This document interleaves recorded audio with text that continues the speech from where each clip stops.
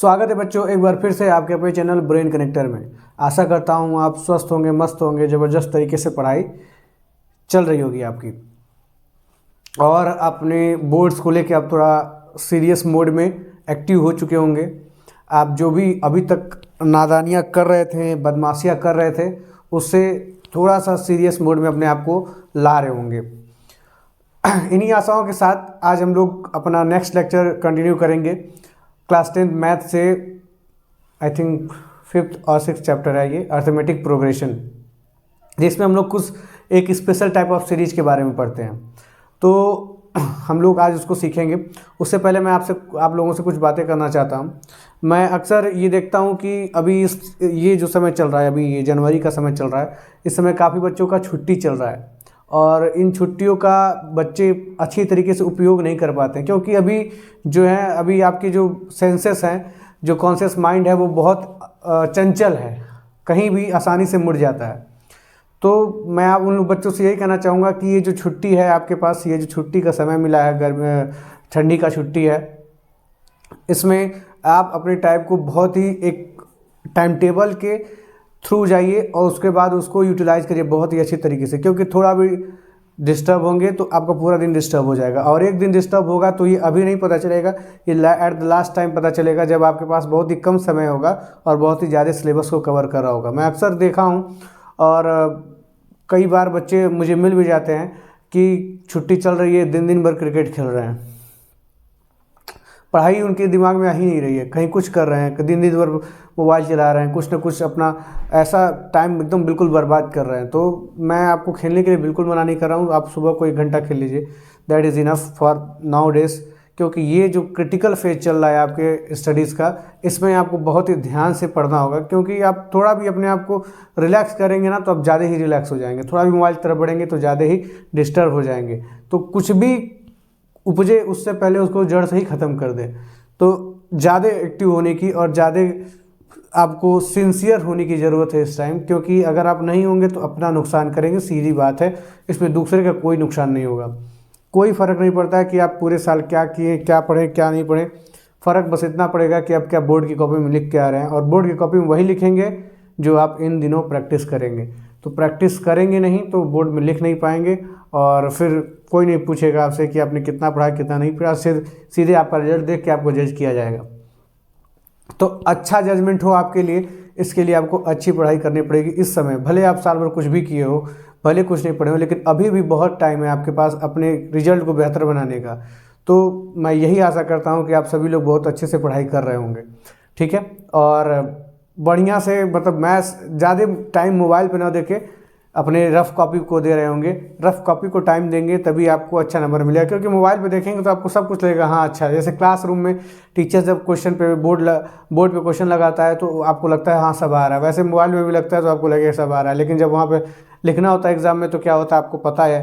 तो वैसे ही same exam में भी होगा। तो जितना टाइम आप अपने रफ़ कॉपी पे देंगे अपने लिए, आपके लिए वही बेनिफिशियल होगा। चलिए अब हम लोग बिना देरी का शुरू करते हैं अपने इस लेक्चर को। तो अर्थमेटिक प्रोग्रेशन, तो अर्थमेटिक प्रोग्रेशन क्या है? ये सीक्वेंस एंड सीरीज का एक पार्ट है। जैसे सीक्वेंस ऑफ सीरीज, जैसे कुछ सीरीज होते हैं मैथमेटिकल में, मैथ्स में कोई भी सीरीज, मतलब कितने बहुत सारे प्रकार के सीरीज होते हैं, ठीक है। तो उन सीरीज को ऑब्जर्व किया गया, ठीक है, उसमें से एक पर्टिकुलर केस निकाला गया, एक ऐसा सीरीज जिसका कॉमन डिफरेंस इक्वल हो। अब एक कॉमन डिफरेंस क्या होता है? कॉमन डिफरेंस मतलब सामान्य अंतर जो है वो बराबर है। ऐसा सीरीज के बारे में हम लोग क्लास 10 में पढ़ेंगे। आगे आप जाएंगे तो ज्योमेट्रिक प्रोग्रेशन पढ़ेंगे, एचपी पढ़ेंगे, ये सारी चीज़ें आप लोग आगे पढ़ेंगे और अच्छा लगेगा आपको पढ़ के ये चैप्टर। तो चलिए देखते हैं अर्थमेटिक प्रोग्रेशन। तो जब सीरीज पढ़ा जा रहा था तो उसमें एक स्पेशल टाइप ऑफ सीरीज पढ़ा गया, जिसको ऑब्जर्व करने के बाद ये पता लगा कि एक ऐसा सीरीज बन सकता है जिसके कॉमन डिफरेंस इक्वल हो, ठीक है। कॉमन डिफरेंस इक्वल हो मतलब क्या? जैसे देखिए 2, 4, 6, 8, 10, ऐसे आप आगे तक बढ़ते चले जा सकते हैं।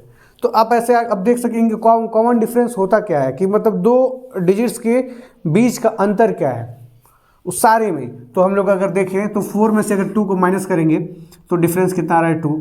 6 में से 4 को माइनस करेंगे तो डिफरेंस कितना आएगा? 2। 8 में 6 को माइनस करेंगे 2। तो देखिए ये डिफरेंस जो है वो क्या है, कॉमन है, मतलब हर जगह मिल रहा है, हर एक टर्म के पास मिल रहा है, तो इसलिए इसको क्या बोला गया, कॉमन डिफरेंस बोला गया।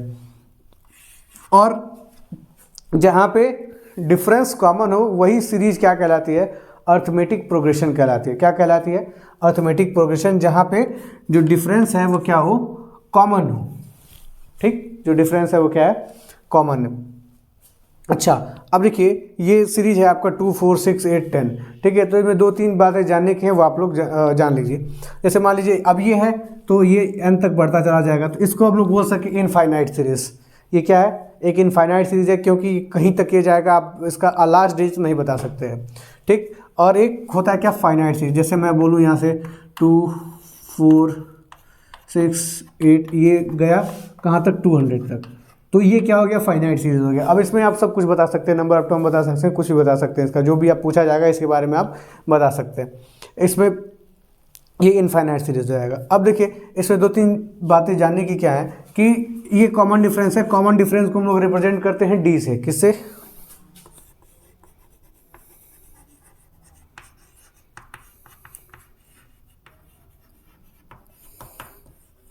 कॉमन डिफरेंस 2 से। और इसका जो ये फर्स्ट टर्म है, इसको, ये मतलब फर्स्ट टर्म, इसको क्या बोलते हैं, first term.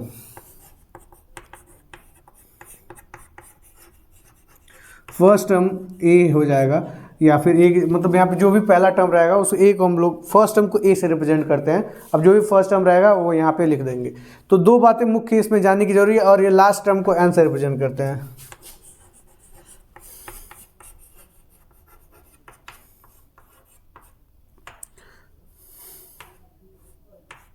Last term L, first term A, और कॉमन डिफरेंस डी से रिप्रेजेंट करते हैं। यहाँ पे 2 है तो 2 लिख दिया मैंने।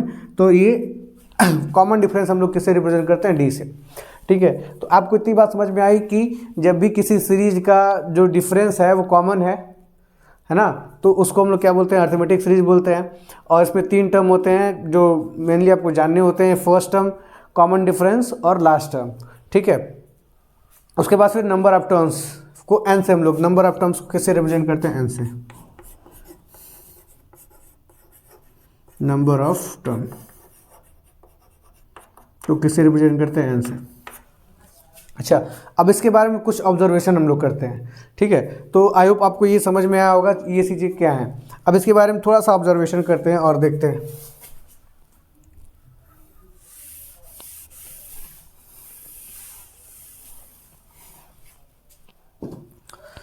हम लोग इसका एक जनरल फॉर्म लिखना चाह रहे हैं, तो कैसे लिखेंगे, देखिए ये है आपका, इसको हम लोग बोल सकते हैं ए, फर्स्ट टर्म है तो इसको क्या बोलेंगे, ए। ठीक है, ये हो गया ए।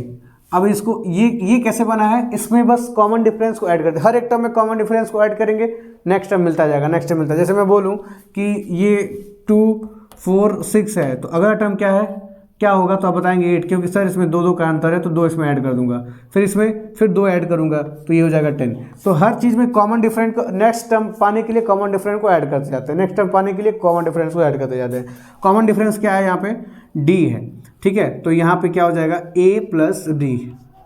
ठीक है, अब देखिए इस सीरीज का कॉमन डिफरेंस जो है वो क्या है, 2 है। इस सीरीज का कॉमन डिफरेंस क्या है, 2 है। ठीक है, फर्स्ट टर्म क्या है, ए है। ठीक, फर्स्ट टर्म क्या है,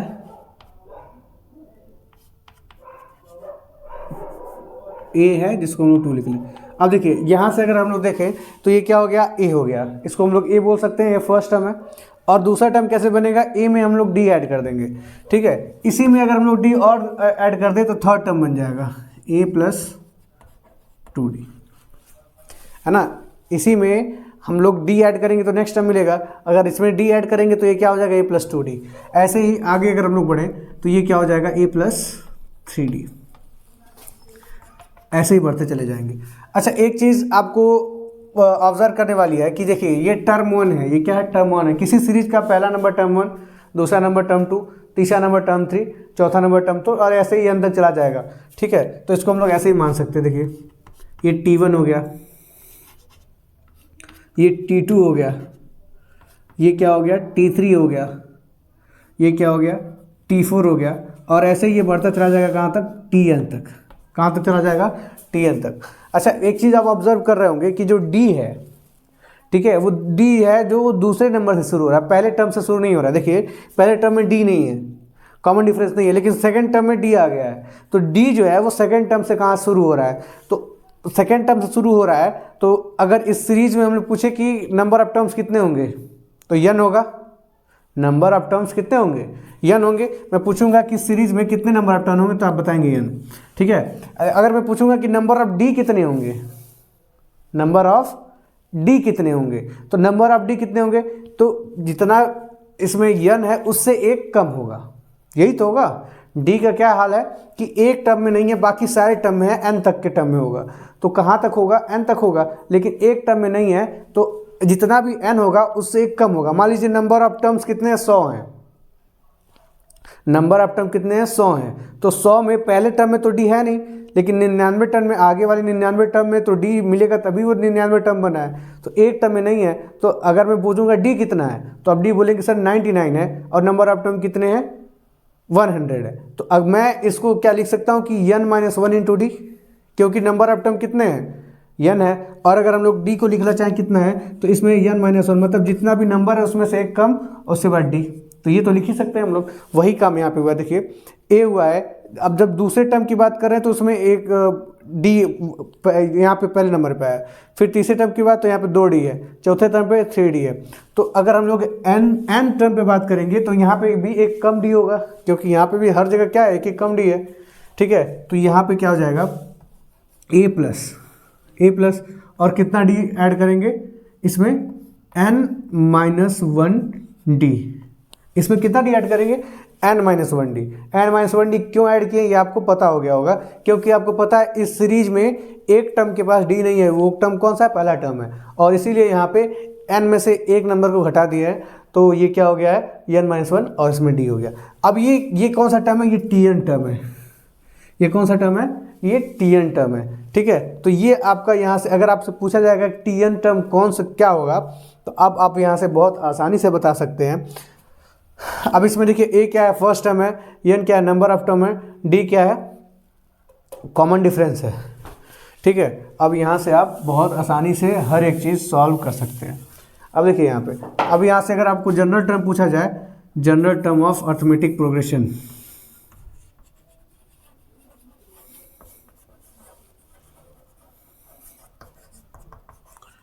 तो आप बोल देंगे कि tn is equal to a plus n - 1 into D. तो ये क्या हो जाएगा, आपका general term of the arithmetic progression हो जाएगा। कैसे हो जाएगा, अगर आपसे कोई बोले कि फर्स्ट टर्म बताइए क्या होगा। ठीक है, मान लीजिए कि आपसे कोई बता रहा है कि कोई एक सीरीज है, ठीक है, चाहे कोई एग्जांपल ले लिया जाए, जैसे मान लीजिए यही एक सीरीज है, ये सीरीज है। ठीक है, अब इसमें आपसे कोई बोल रहा है टीएन टर्म कौन सा है। टीएन टर्म मतलब मान लीजिए कि आपसे बोला जा रहा है कि 15 टर्म कौन सा होगा, या फिर 51 टर्म कौन सा होगा। मान लीजिए आपको बोला जाए कि T51 पता करिए, तो वहाँ पे ये फॉर्मूले का हम लोग यूज़ करेंगे।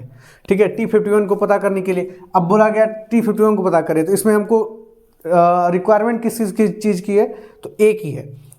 ए यहाँ से मिल जाएगा बहुत आसानी से, डी की है, डी भी यहाँ से मिल जाएगा, एन माइनस या एन तो दिया ही हुआ है 51, बस इसको फॉर्मूले में पुट करेंगे और पता कर लेंगे।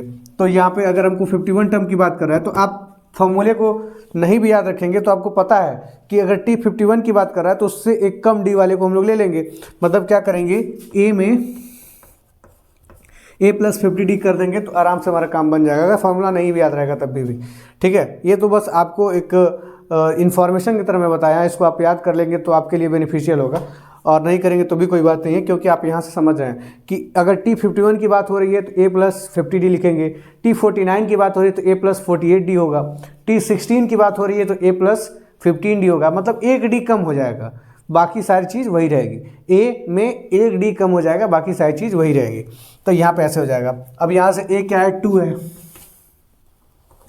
प्लस 50, d क्या है आपका, अभी d भी 2 है, तो ये हो जाएगा 2 plus 50 into 2 100 is equal to क्या हो जाएगा 102। तो आपका T51 क्या हो जाएगा 102 हो जाएगा। ठीक है, ये चीज़ें हो गई। तो आप इस TN फार्मूले से बहुत सारी जानकारी आप इकट्ठा कर सकते हैं। और ये क्या है, जनरल टर्म ही कहलाता है। तो ये आपका फर्स्ट एक्सरसाइज की सारी चीज़ें। अब ऐसे आपको एक्सप्रेशन दे देता है, ठीक है, आप फर्स्ट टर्म पता कर सकते हैं, T1 equal to 5 into 1 minus 2, तो ये क्या हो जाएगा, 3 हो जाएगा। T2 is equal to 5 into 2 minus 2, तो 10 माइनस 2 इक्वल टू क्या हो जाएगा, 8 हो जाएगा।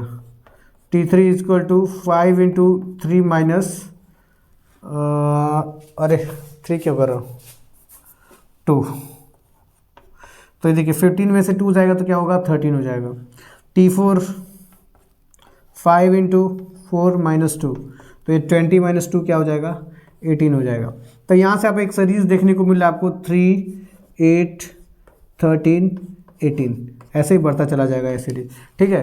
अब यहाँ पे आप चेक कर लीजिए कि ये अर्थमेटिक प्रोग्रेशन है कि नहीं है। तो देखिए 8 में से 3 घटाएंगे तो क्या बचेगा आपके पास, 5, 13 में से 8 जाएगा तो क्या बचेगा, 5, 18 में से 13 जाएगा तो क्या बचेगा, 5, मतलब ये क्या है, कॉमन डिफरेंस इसका इक्वल है, तो ये अर्थमेटिक सीरीज है, ठीक है। अब बोला जा रहा है आपकी 19 टर्म फाइंड करिए, तो 19 टर्म फाइंड करने के लिए आपको क्या जरूरत है, ए और डी की। 19 टर्म को हम लोग कैसे लिख सकते हैं, ए प्लस 18डी, ए प्लस 18डी। ए क्या है आपका 3 है, प्लस 18 इंटू 5, सॉल्व कर लेंगे इसको, आपका आंसर आपके पास होगा। तो ऐसे आप इसको क्या कर सकते हैं, सॉल्व कर सकते हैं, ऐसे आप अपना सीरीज लिख के और अपना आंसर ला सकते हैं। इसके बाद अगर हम लोग आगे देखा जाए,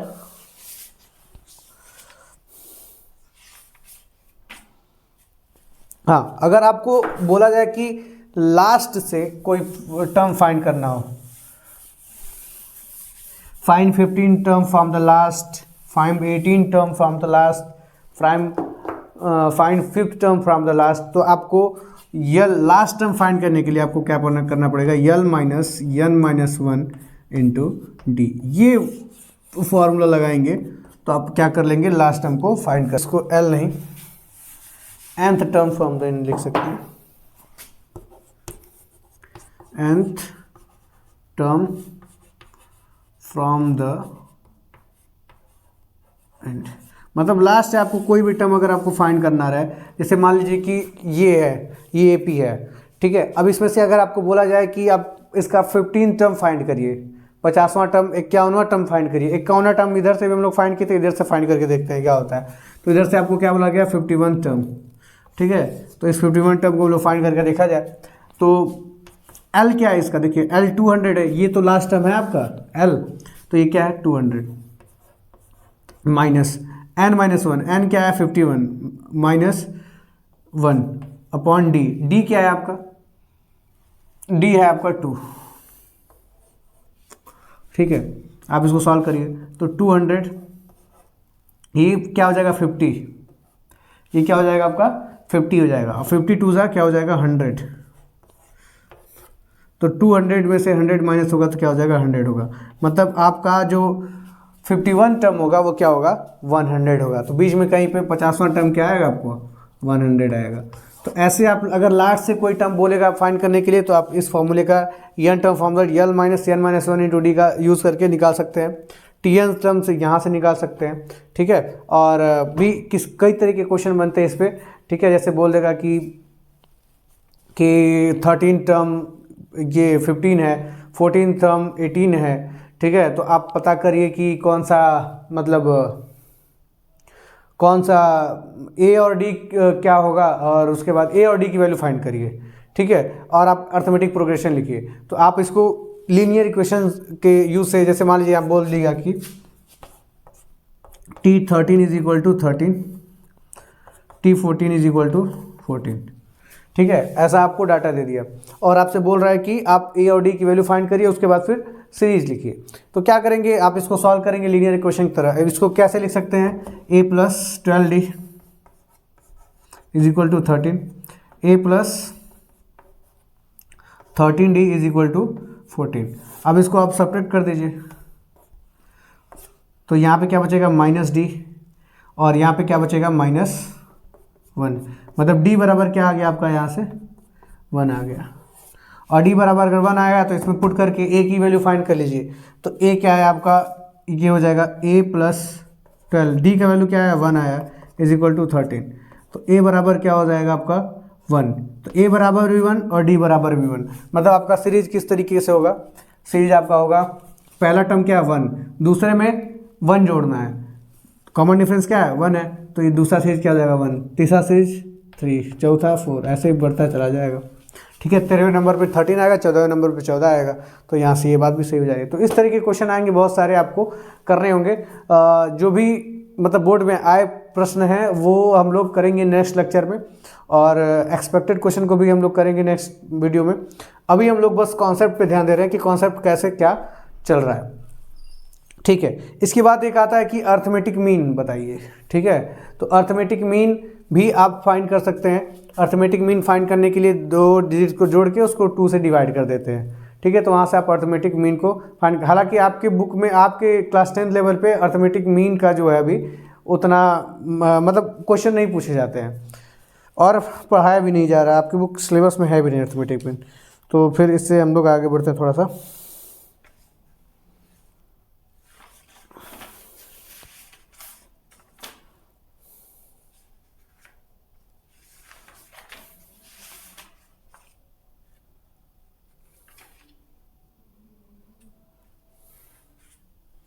हाँ, कई बार आप हम लोग इस रिजल्ट का ज़्यादा यूज करते हैं। ये 2-3 रिजल्ट आप लोग ध्यान में रखेंगे, नोट डाल के लिख सकते हैं आप।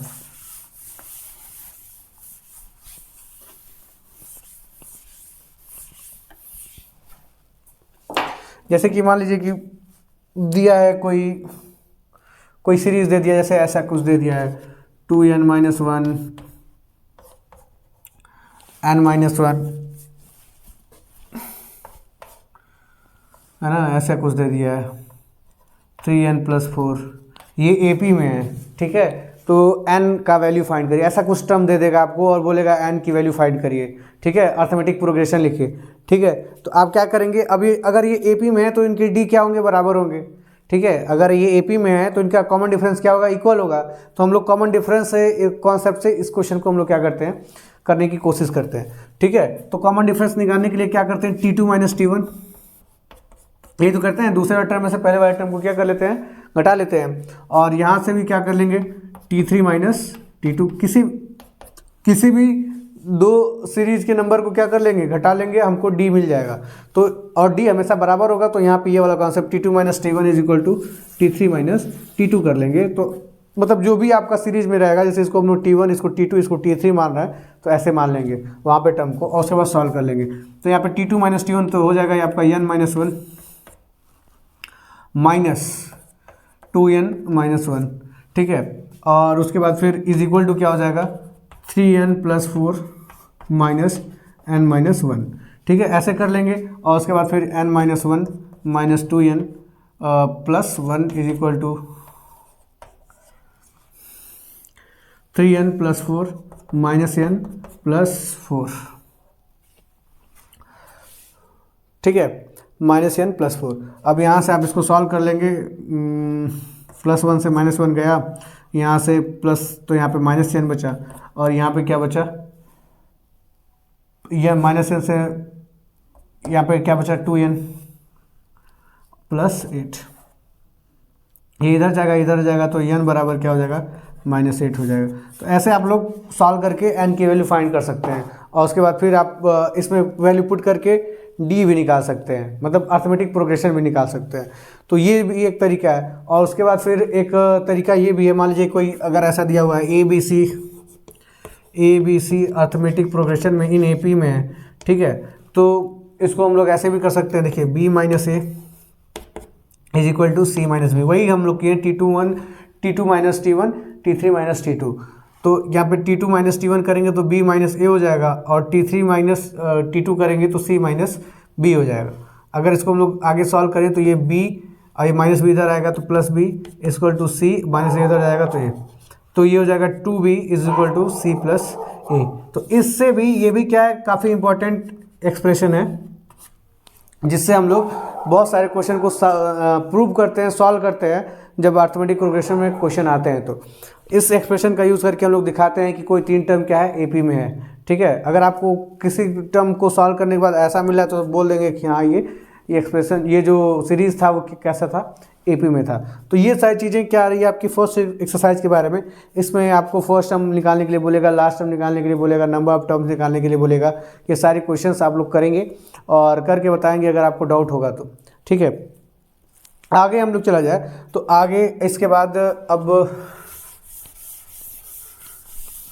सम ऑफ सीरीज निकालने की बात होती है, ठीक है। आगे अब किसकी बात होती है, सम ऑफ सीरीज निकालने की बात होती है। और आपको पता भी होगा कि अर्थमेटिक प्रोग्रेशन से ऐसा बहुत ज़्यादा क्वेश्चन नहीं पूछे जाते हैं, हाँ, लेकिन आपको बहुत ही इंपॉर्टेंट क्वेश्चन जैसे आपको पूछा जाएगा असर्शन रीजन से क्वेश्चन पूछा जाएगा, असर्शन रीजन से भी पूछा जाता है, और केस बेस्ड स्टडी में भी क्वेश्चन पूछा जाता है। मतलब लेंदी क्वेश्चन की बात होगी तो वहाँ पर अर्थमेटिक प्रोग्रेशन पहले आपको दिखाई देगा। और आपको जान की बहुत हैरानी होगी जब आप प्रीवियस ईयर क्वेश्चन को देखेंगे तो पाएंगे कि जब बहुत बड़ी कहानी होती है ना तो बच्चे देख के डर जाते हैं, लेकिन जब आप उस क्वेश्चन को पढ़ेंगे तो बहुत छोटी छोटी चीज़ें निकालने के लिए दिया रहेगा। जैसे टी टर्म निकालने के लिए बोल देगा कहानी पढ़ के, फिर बोल देगा कि फर्स्ट टर्म पता करिए, सेकंड टर्म पता करिए। तो आपको बस कहानी पढ़ के और आंसर देना होता है, लेकिन कई बच्चे क्या होते हैं, घबरा जाते हैं। तो मैं बेसिक इसलिए बता रहा हूँ ताकि बेसिक आपका कंप्लीट रहे, तो आप कहानी पढ़ें तो उस चीज़ को रिलेट कर पाएँ, ठीक है। और आप जरूर बेसिक पढ़ने के बाद कुछ क्वेश्चन सॉल्व करने के बाद बुक में से आप केस बेस्ड स्टडी क्वेश्चन को जरूर सॉल्व करेंगे, तभी आप वहाँ पे कर पाएंगे। क्योंकि अगर आप डायरेक्ट क्वेश्चन को देखें पैनिक खा जाएंगे, बिल्कुल नहीं कर पाएंगे, 100% श्योर है, ठीक है। तो अगर आपको करना है क्वेश्चन अर्थमेटिक प्रोग्रेशन का तो आपको पहले 10-20 क्वेश्चन का मतलब प्रैक्टिस होना चाहिए, पढ़ के झेलने आना चाहिए क्वेश्चन को, ठीक है। उसके बाद फिर आप समझ के आसानी से कर सकते हैं। फिर अब इसके बाद किसकी बात होती है, सम ऑफ द टर्म्स की। जैसे यहाँ पे लिखा है 2, 4, 6, 8 और ये 200 तक लिखा हुआ है। तो अगर आपसे बोला जाए कि इसको जोड़िए तो जोड़ते रहेंगे आप बैठ के, 2 + 2 + 2 + 2, ठीक है। ऐसे तो हो नहीं पाएगा, ठीक। तो इसलिए SN फॉर्मूला निकाला गया। SN = क्या होता है, n/2 2a + n-1 × d, जहाँ पे n क्या है, नंबर ऑफ टर्म है, a क्या है, फर्स्ट टर्म है, n क्या है, n again number of term है, और d क्या है, कॉमन डिफरेंस है, ठीक है। आप इसको ऐसे भी लिख सकते हैं, देखिए n/2, इसको a + n-1 × d। ये क्या है, ये Tn टर्म है, क्या है, Tn टर्म है।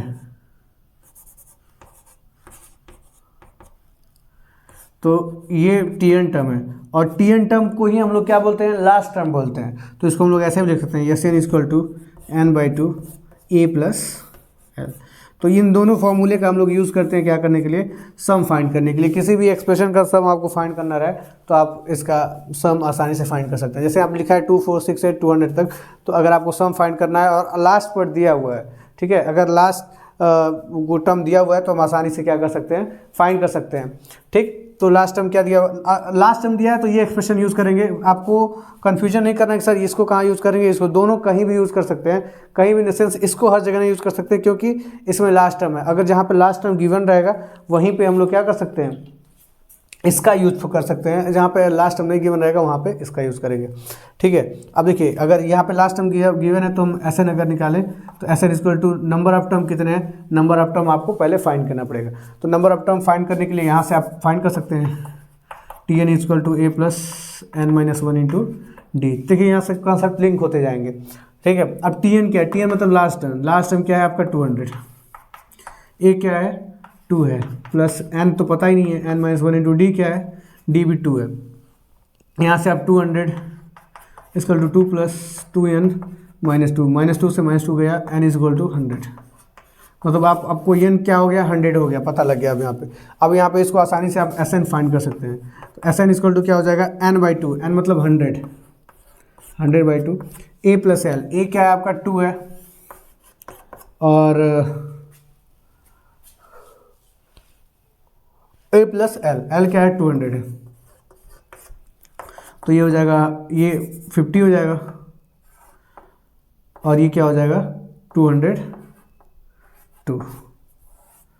आप मल्टीप्लाई कर सकते हैं दोनों का, और मल्टीप्लाई करके आप अपना आंसर निकाल देते हो। यहाँ से सम आपको देखने को मिल जाएगा कि किस तरीके से हम लोग सम निकालें। तो ऐसे अगर आपको नंबर ऑफ टर्म नहीं पता है तो पहले नंबर ऑफ टर्म निकाल लेंगे, उसके बाद सम भी फाइंड कर लेंगे। इस फॉर्मूले से जाएंगे, इस फॉर्मूले से जाएंगे, तब भी ये चीज़ें आएंगी निकल के।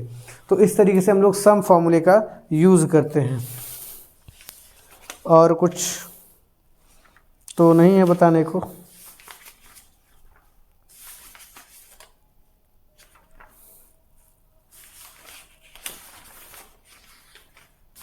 और इसके बाद वर्ड्स प्रॉब्लम है जो हम लोग नेक्स्ट लेक्चर में देखेंगे।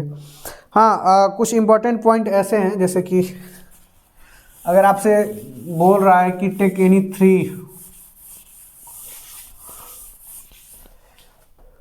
Any three number whose product is this and मतलब जैसे कि यहाँ पे क्वेश्चन लिखा है the sum of the three number is 21 and the product of their is 231 find the numbers. तो मतलब अगर आप कभी भी ऐसा नंबर देने के लिए बोलेगा कि ऐसे तीन नंबर को लीजिए जिनका जो सम है ये है और प्रोडक्ट क्या है ये है, तो आप किस तरीके के नंबर को लेंगे? तो इस तरीके के नंबर को लेंगे आप, a माइनस डी, a और a प्लस डी।